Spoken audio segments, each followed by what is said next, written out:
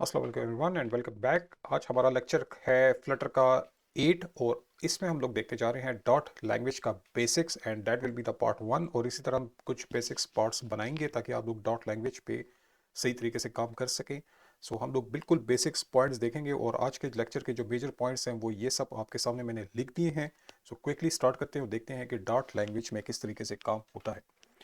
तो मैं ओपन करता हूँ एंड्रॉयड स्टूडियो, ठीक है, और यहाँ पे सब कुछ मैं क्लियर कर रहा हूँ। और देखते हैं हमारा पहला पॉइंट कि डॉट लैंग्वेज के थ्रू हम किस तरीके से एक डेटा जो है वो प्रिंट आउट कर सकते हैं, प्रिंट आउट। सो मैं कैसे करूँगा वो देख लीजिए। डॉट का जो स्टार्ट होता है वो होता है इससे, that is the main entry point, मैंने लास्ट लेक्चर में बताया था। और ये है स्टार्टिंग, मेन है बेसिकली आपका स्टार्ट कि कहाँ से आपके कोड को चेक करना स्टार्ट किया जाएगा। मेन एंट्री पॉइंट यहाँ से आपका कंप्यूटर सिस्टम आएगा और यहाँ से उसको एंट्री पॉइंट मिल जाएगा। और ये जो ब्रैकेट लगी हुई है और यहाँ तक जो ब्रैकेट क्लोज हुई है, इसके बीच में आपका कोड होगा जिसको चेक किया जाएगा। तो मैं यहाँ पे आके सारा कोड इस ब्रैकेट्स के अंदर लिखने वाला हूँ। सो मैं यहाँ पे लिखता हूँ फर्स्ट थिंग कि किस तरीके से आप लोग कोई लाइन्स प्रिंट कर सकते हैं। मैं यहाँ पे लिखता हूँ प्रिंट, स्टेटमेंट का नाम है प्रिंट, और ब्रैकेट स्टार्ट करके ब्रैकेट क्लोज करनी है, सेमी कॉलन करना है आपने। ठीक है, ये जो तरीका है इस तरह करना है। ब्रैकेट के अंदर आप क्या लिखना चाहते हैं, मैं लिखता हूँ वेलकम टू डॉट लैंग्वेज। सो आप कोई भी मैसेज जो है वो प्रिंट आउट कर सकते हैं। आप नोटिस करेंगे मैंने यहाँ पे डबल कोट लिखा है, वो इसलिए लिखा है क्योंकि एक से ज़्यादा कैरेक्टर्स हैं। ठीक है, एक से ज़्यादा चीज़ें आ रही हैं यहाँ पे, तो इसको हम बोलते हैं स्ट्रिंग। या आप कोई भी एक से ज़्यादा चीज़ लिखना चाह रहे हैं, टेक्स्ट फॉर्मेट में है या जो भी है, तो उसको आप डबल कोड में लिख लेंगे। तो एक मैसेज होगा तो आप डबल कोड में लिखेंगे। अब इसको चेक कर लेते हैं कि क्या कुछ प्रिंट होता है हमारे लिए। ये बटन है हमारे पास, क्लिक करते हैं तो आप देख सकते हैं यहाँ पे लिखा हुआ आ रहा है वेलकम टू डॉट लैंग्वेज। ठीक है, इसी तरह मैं यहाँ पे लिख सकता हूँ, प्रिंट करना चाहता हूँ मैं 1 2 3 को।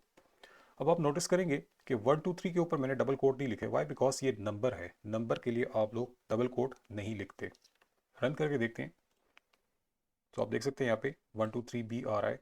तो इस तरीके से आप सिंपल स्टेटमेंट्स जो हैं डॉट लैंग्वेज में प्रिंट कर सकते हैं।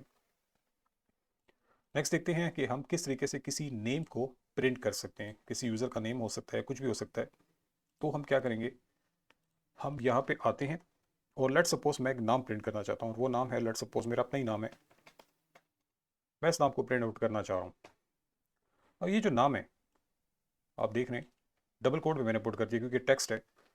अब इसको किस तरीके से आप लोगों ने प्रिंट आउट करना है, आप डायरेक्ट प्रिंट भी लगा सकते हैं, जैसे मैं यहाँ पे लगा लेता हूँ। आप देख सकते हैं मैंने यहाँ पे डायरेक्ट प्रिंट लगा दिया। ठीक है, नाम के इस बाहर उसको प्ले करें तो नाम प्रिंट भी हो जाएगा। नाम आ गया प्रिंट होके, लेकिन ये नाम छोटा सा है। अगर यहाँ पे कोई बहुत बड़ा सेंटेंस हो, कोई बहुत बड़ा पैराग्राफ हो, तो आपको बार बार फिर ये लिखना पड़ेगा। तो इससे अच्छा है कि आप इस नाम को एक दफ़ा किसी जगह पे रख दें और उस जगह का नाम रख लें और उस नाम को यूटिलाइज करते रहें। मैं आपको बताता हूँ इसका क्या मतलब है। मैं ये बटा हटा देता हूँ और ये जो नाम है इसको मैं एक जगह पे रख रहा हूँ। वो जगह क्या है, फॉर एग्जाम्पल एक्स। ठीक है, एक्स में रख रहा हूँ। अब एक्स क्या है, एक लोकेशन है। ठीक है, मैं आपको बताता हूँ यहाँ पे मैंने बनाया है ये बॉक्स जो आप देख रहे हैं, इस बॉक्स को आप समझे कि कंप्यूटर मेमोरी ये लोकेशन है। इस लोकेशन के अंदर मैंने इस नाम को रखना है। इस लोकेशन का नाम मैंने रख दिया एक्स। ठीक है, और इस बॉक्स में वैल्यू पुट करने के लिए जो साइन यूज़ होता है वो है ये, इसको हम बोलते हैं इक्वल साइन या असाइनमेंट ऑपरेटर बेसिकली कहते हैं।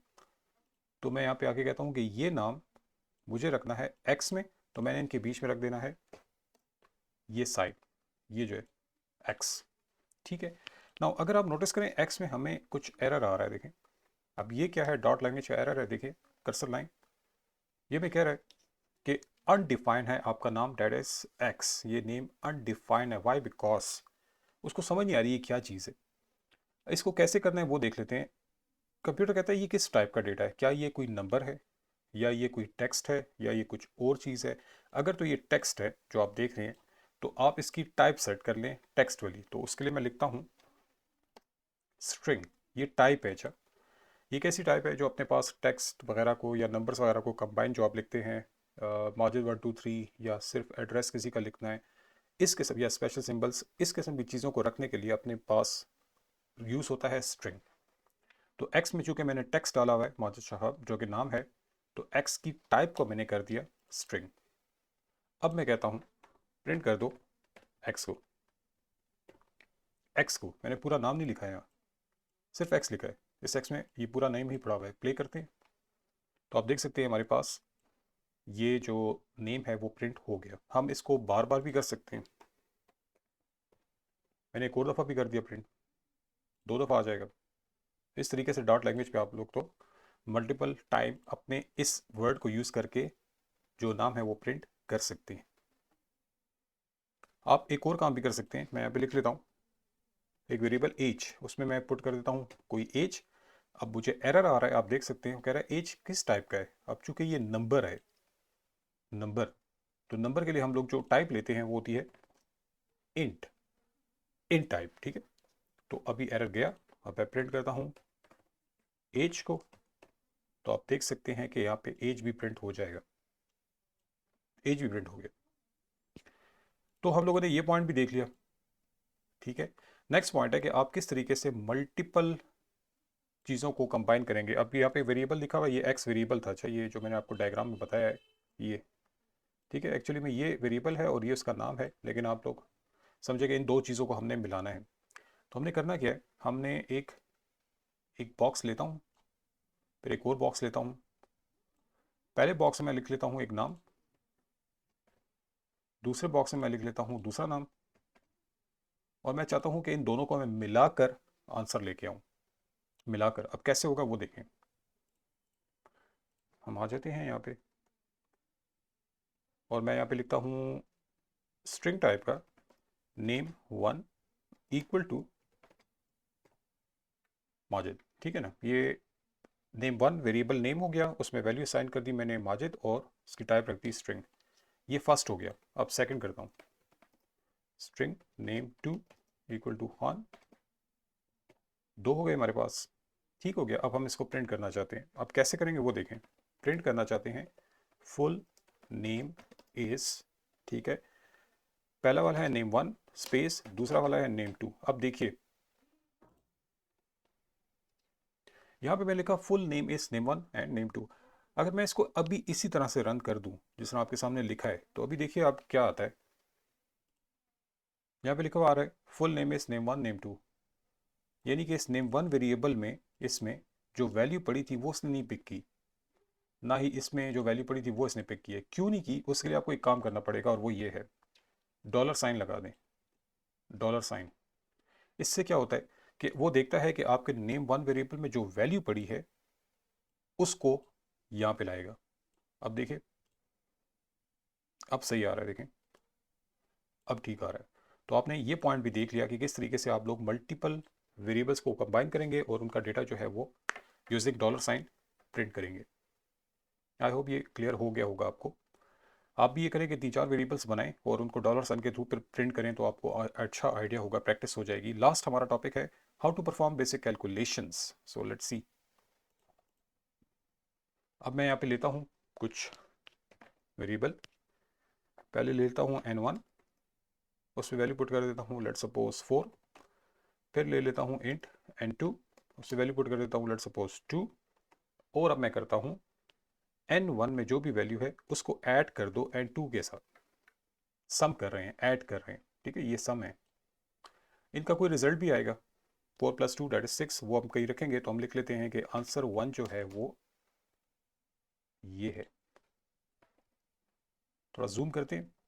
इधर क्या हुआ बेसिकली, n1 में जो वैल्यू है 4 वो n2 के साथ ऐड हो रही है, ठीक है, और उसका रिजल्ट दैट इज 6 जो आ रहा है वो आंसर 1 को मिल जाएगा। अब 6 एक इंटीजर है तो उसकी टाइप क्या होनी चाहिए आंसर 1 की, इंट। अब मैं आगे क्या काम करता हूँ, मैं कहता हूँ कि इंट आंसर 2 क्या कर दो, n1 माइनस n2, माइनस भी हो गया। इंट आंसर 3 कर दो n1 मल्टीप्लाई n2, ये मल्टीप्लाई का साइन है। अब मैं करता हूँ int answer 4 equal to n1 forward slash n2, और हमें एरर आएगा और आ भी रहा है। पहले मैं आपको बता दूँ फॉरवर्ड स्लैश डिवीजन के लिए यूज़ होता है, ठीक है। आपने नोटिस किया और कहीं एरर नहीं आया हमें डिवीजन, सॉरी प्लस में, माइनस में, मल्टीप्लाई में, लेकिन एरर आया है डिवीजन में। अब वो क्यों आया है, वो इसलिए आया, अगर कर्सर लेके आए इसके ऊपर तो ये मैं कहेगा कि डॉट लैंग्वेज में जो डिवीजन है वो पॉइंट्स वाली वैल्यूज़ में होती है। अच्छा, यानी कि इस तरह आएगा रिजल्ट, इस किस्म का पॉइंट्स जो होते हैं। और पॉइंट्स वाली वैल्यू के लिए हम लोग इंटीजर नहीं यूज़ करते, बल्कि हम यूज़ करते हैं ये टाइप जिसको हम बोलते हैं डबल डबल टाइप। सो अब देखिए एरर गया, ठीक है। अब मैं इसको प्रिंट कर लेता हूँ, प्रिंट कर दो एडिशन इज, और एडिशन का आंसर कहाँ गया था, आंसर 1 में। अब चूंकि हमें वो वैल्यू भी चाहिए तो हम साथ में डॉलर साइन लगा देंगे एंड सेमीकोलन। आंसर 1 में एडिशन आया था 6, तो लिखा हुआ आएगा एडिशन इज 6। इसको कॉपी कर लेते हैं, ये हो जाएगा सब्ट्रैक्शन इज, सब्ट्रैक्शन का आंसर गया था 2 में, देख लें 2 में। फिर हमने किया मल्टीप्लीकेशन इज आंसर 3, ये वहाँ पे गया। और फिर उसके बाद हमने करना है डिवीजन इज आंसर 4 में गया था वो। सारी डिविजन सारी जो कैलकुलेशंस हमने कर ली एंड लेट्स सी प्ले करते हैं। तो आप देख सकते हैं लिखा हुआ आ रहा है addition is 6, subtraction is 2, multiplication is 8। Why? Because 4 into 2 8। Division का आंसर देखें कैसा आ रहा है 2.0, इसलिए हमने यहाँ पे टाइप जो थी वो डबल ली। पॉइंट्स वाली वैल्यूज के लिए आप लोग टाइप जो लेते हैं वो डबल है। तो हमारा ये पॉइंट भी जो है वो क्लियर हो गया। सो आज के लेक्चर में हमने ये बेसिक्स में ये वाले सारे काम किए हैं। अगर आपको ये लेक्चर ठीक लग रहा है तो आप बता दीजिए, और अगर इसमें मज़ीद आपको डिटेल चाहिए या और भी कुछ आसान एग्जांपल्स चाहिए तो मोस्ट वेलकम, मेरे से कांटेक्ट कीजिएगा, मैं आपको हेल्प कर दूंगा। Thank you.